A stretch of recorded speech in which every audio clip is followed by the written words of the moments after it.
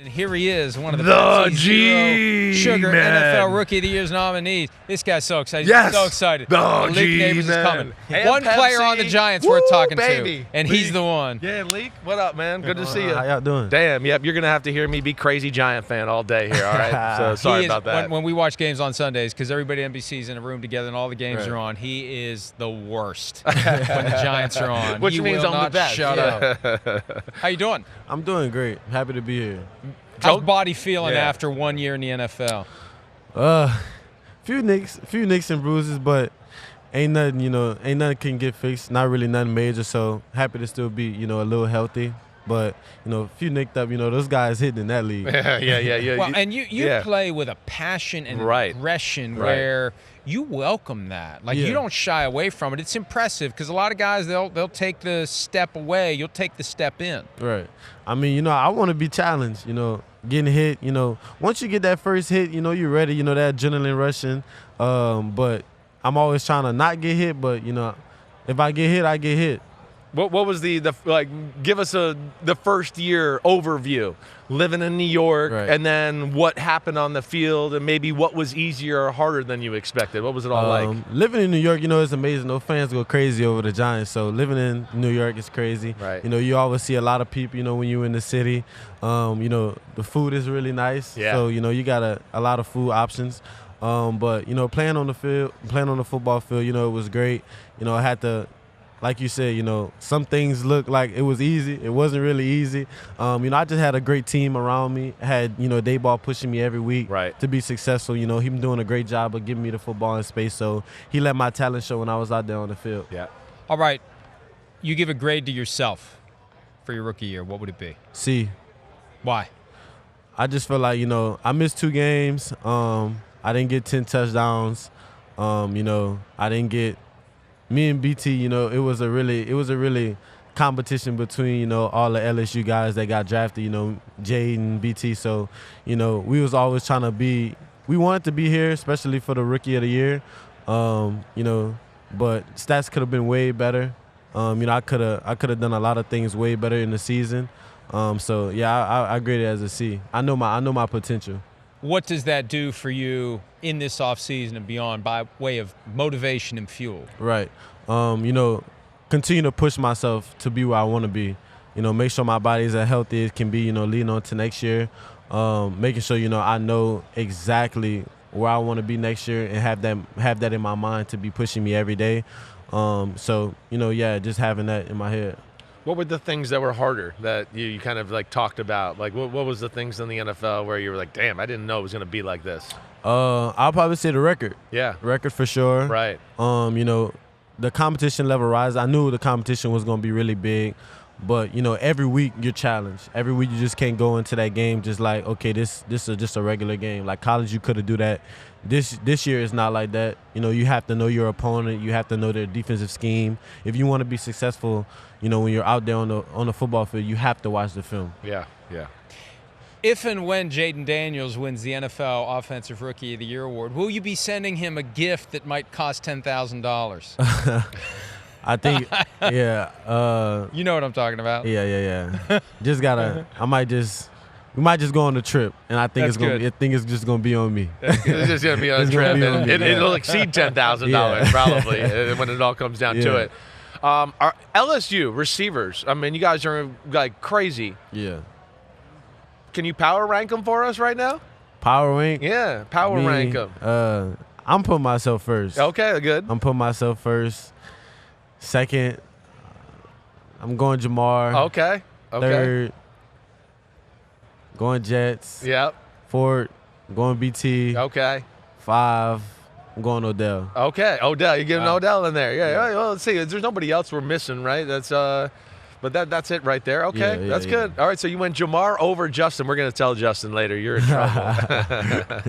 As the Giants try to take the next step, and obviously quarterback is important to you, do you have any preferences, any hopes of what they're going to do at the position? Really no preference. I just want a guy that's able to, lead the team to wins, be a leader in that locker room, be able to lead the offense when we're out there, be a leader. We need a leader in that offensive role. So next year, I'm a step up and be that for sure.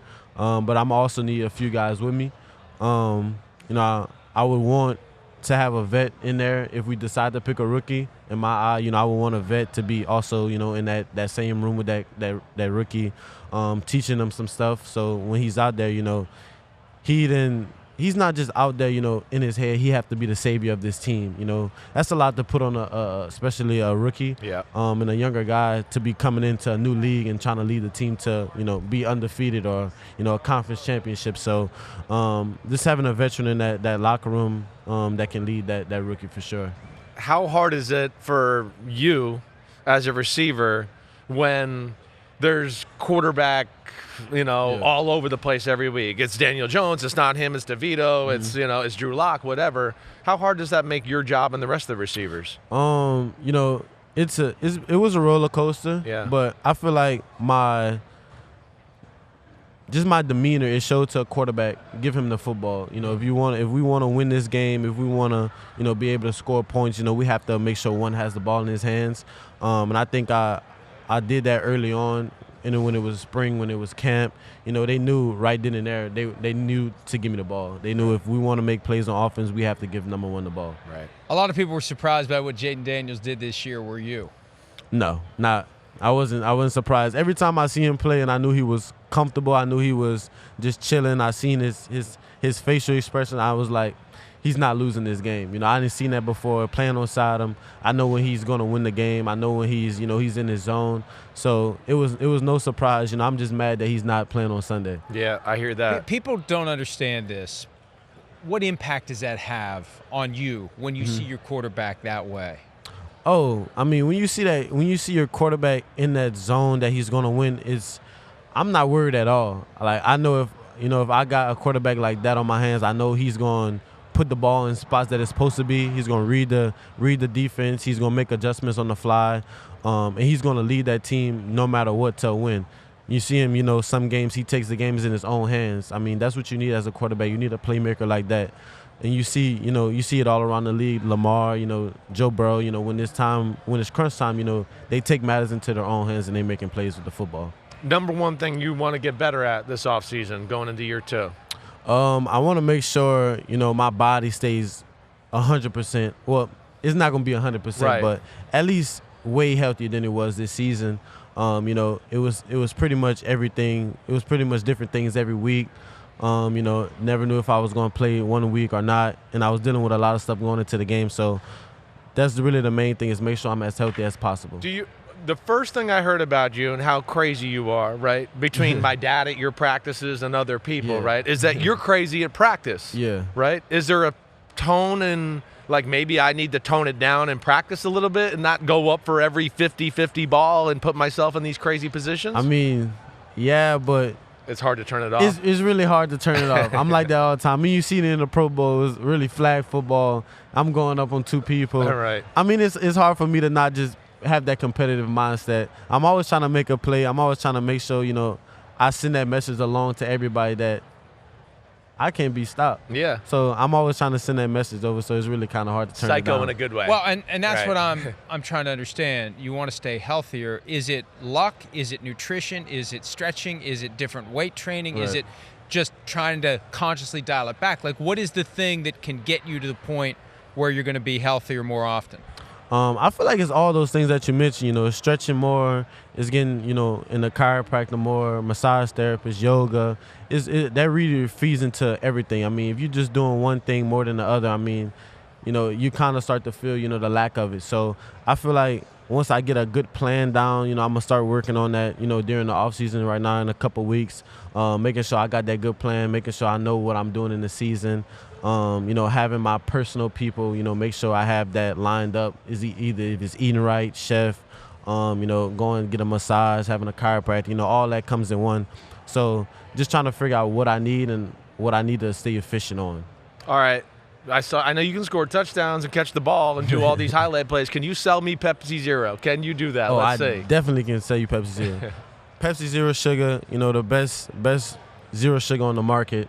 I mean, what else would you not want? No, I mean, you don't want Coke, you want Pepsi. Yeah. You know, I'm nominated for Rookie of the Year with Pepsi Zero Sugar. voted by the fans. So I'm very accomplished to receive that. So I feel like I did a great job this season. I feel like my dance moves was good this season. They were pretty damn good. For the fans to vote me in. So you were good. I even laughed at your press conference where you chewed gum like a crazy person. I laughed at that too. That was good. That was really good. I was off Pepsi. Yeah, you've been authentic. You're New York. That's why we like you up there. You're made for it. All right, but last thing I want to ask you before you go, because you brought up the LSU receivers. Do you guys talk? Are you on a group text? Do you work together in the offseason at all? We don't have a group text or nothing like that, but me and Jamar, we work out at the same spot in the offseason. So I get the opportunity to pick his head, when I'm around there. Right. I got a pretty good relationship with him. BT is going to be working down there also. I convinced him to come down there. He don't talk a lot. So I convinced him to come down there. I'm not really sure about, Justin, where he be at. Right. But, I got a pretty good relationship with all those guys. Cool. Last one for me. The Eagles defense has a lot of bad dudes. Right. Who's the one that stands out to you the most? I'll probably say Slay. Slay still, Carter, bro. Oh, Jalen Carter. Carter, bro. Right. Jalen Carter, bro. He's crazy, bro. He got that one move he uses that boom, white by. It's crazy. It's disruptive. He always, wreaking havoc when he's out there. That D-line is crazy. So I'll probably say him for sure. Yeah. They're good. Well, Malik, congratulations on all your success. Keep playing well, even if it's going to make him even harder to deal with. Keep it going. All the best to the Giants. Pepsi Zero Sugar NFL Rookie of the Year nominee, Malik Nabers. We'll be back with more from New Orleans. Hi, it's Mike Florio. Thanks for watching PFT on YouTube. Hit subscribe for the latest news and analysis from Pro Football Talk.